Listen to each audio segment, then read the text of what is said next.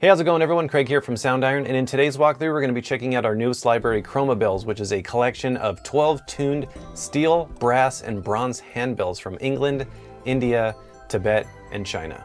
Each one of these handbells has a very distinct resonant character to them, from being very bright to very dark sounding bells, providing an awesome variety to fit any musical arrangement.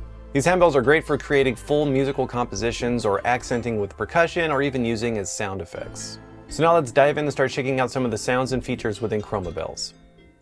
So for Chroma Bells, we capture these instruments in a few different ways. We got some single note rings, some sustaining rolls, and also some special muted articulations.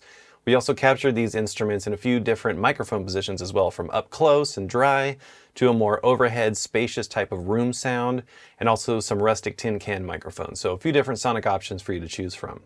So now I got the bell ensemble loaded up, and this has all the different bells laid out for you. So let's go ahead and play for you some of these. So the way that the bell ensemble is laid out, you have two neighboring keys that have the same sound, so you can do little rolls.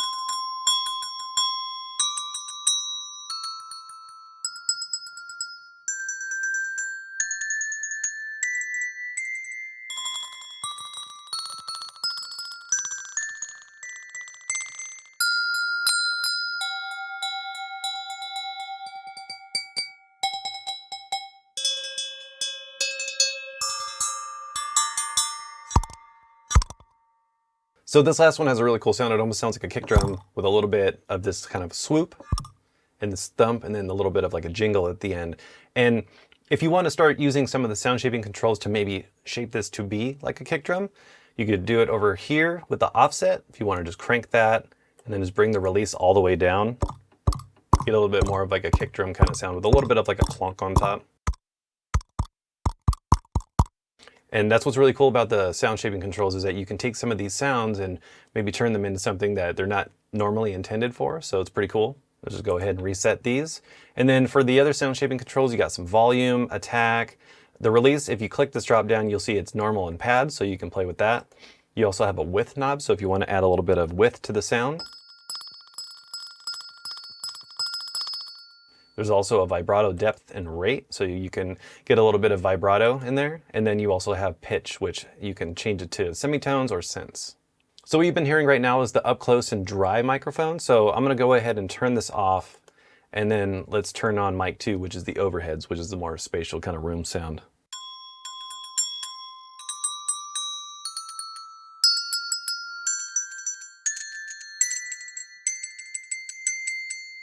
And then you can combine these if you want. So let's turn mic 1 back on.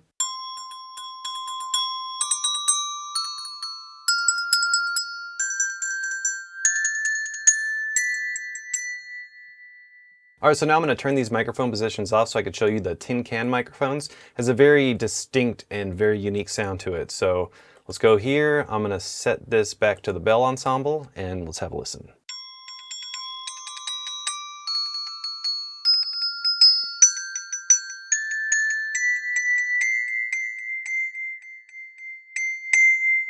And then if you want to combine this with the overhead mics, you can get a little bit of the best of both worlds. Or you can have all 3 microphone positions on at one time.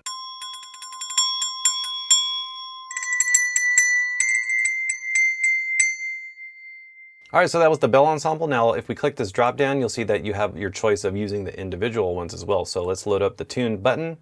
And this is set to ring all. If you click this drop down, you'll see that you have some different options for ring all, and then the different notes and some muted notes and sustains. So let's just go ahead and check out the ring all.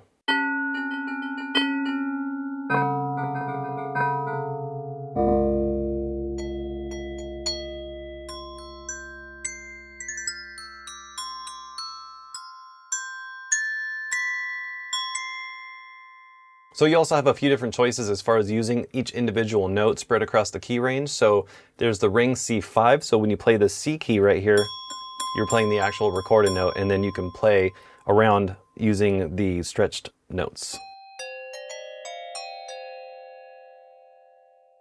Then we got the D5.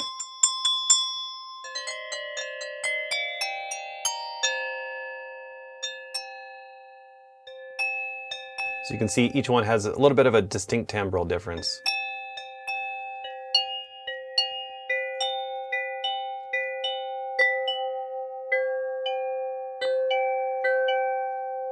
And then you also have some muted variations as well.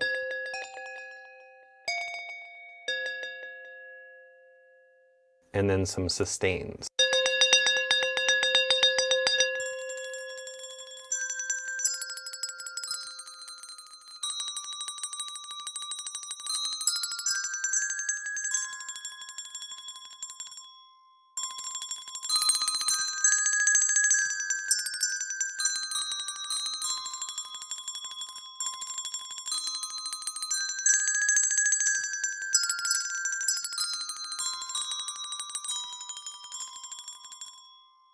And then you have the sustains all.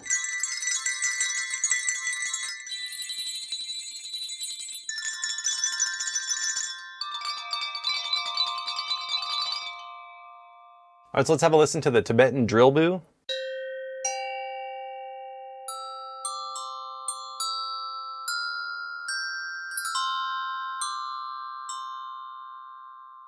So those are the rings, and then we got the mutes.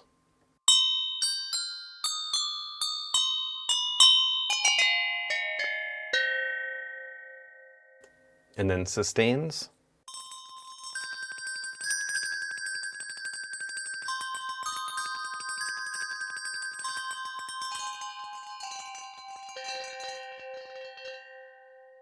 All right, let's check out the next one. Really beautiful, bright, and crystalline sound.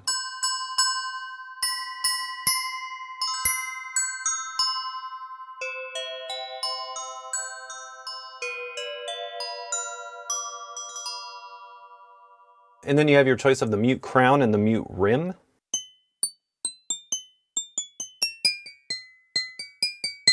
Here's the mute rim.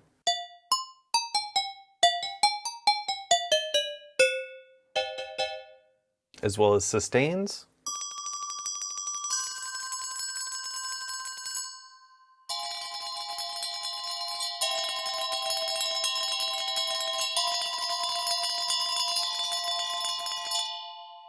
Then we got a Chinese hexagon.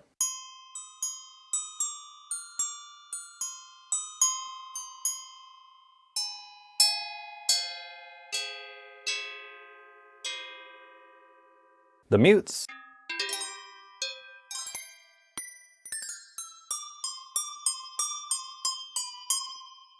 As well as sustains.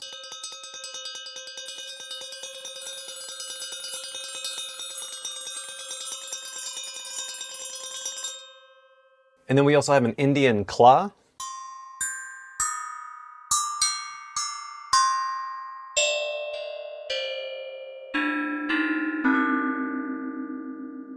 And these sound really cool, especially when you play them really low.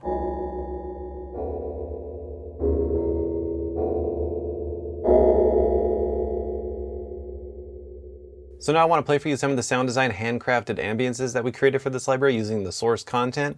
So there's 25 to choose from, so let's go ahead and have a listen to some of these.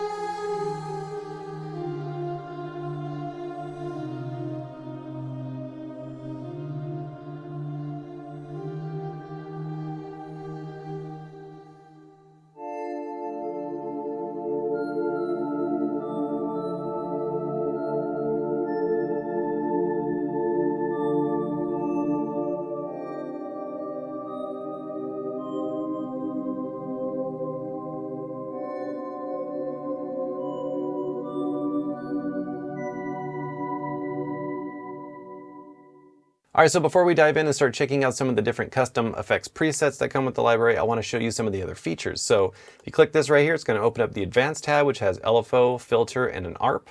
And a lot of these different effects presets are going to use some of these different features, whether it's the ARP or the filter or the LFO. And then you can also enable a pseudo legato. So if you want to take any of these ambiances and make them a little bit more melodic. So if you want to do that, you just turn this on and then you can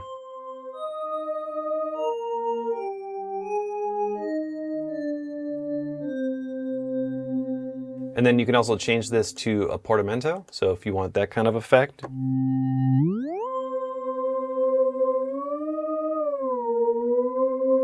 And then if you want to adjust the speed, you could just drag this over. So if you want a really long dragged out portamento.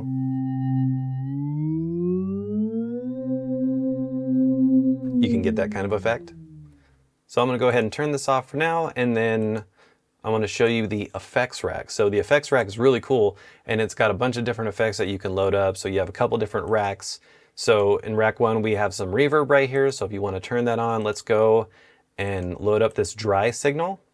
And then I'm going to set this to the bell ensemble. So you have a room, and then you also have the option of a hall. You can increase the time, as well as the size.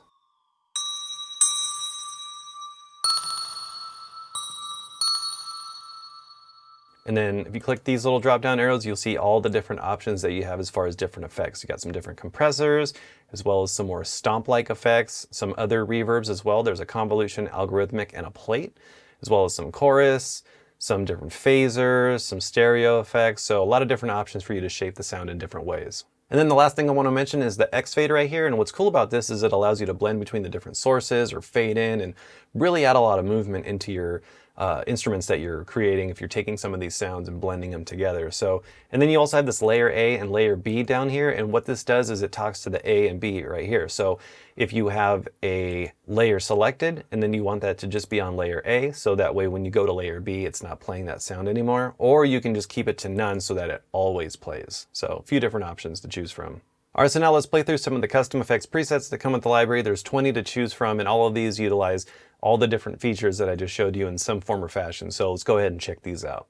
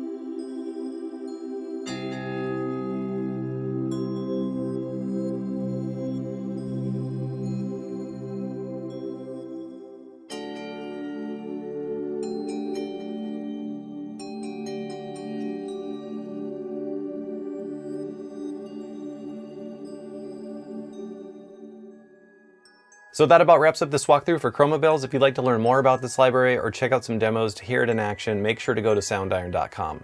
I want to thank you all so much for watching. Make sure to subscribe to stay up to date on future videos like these, and we'll catch you in the next one. Take care.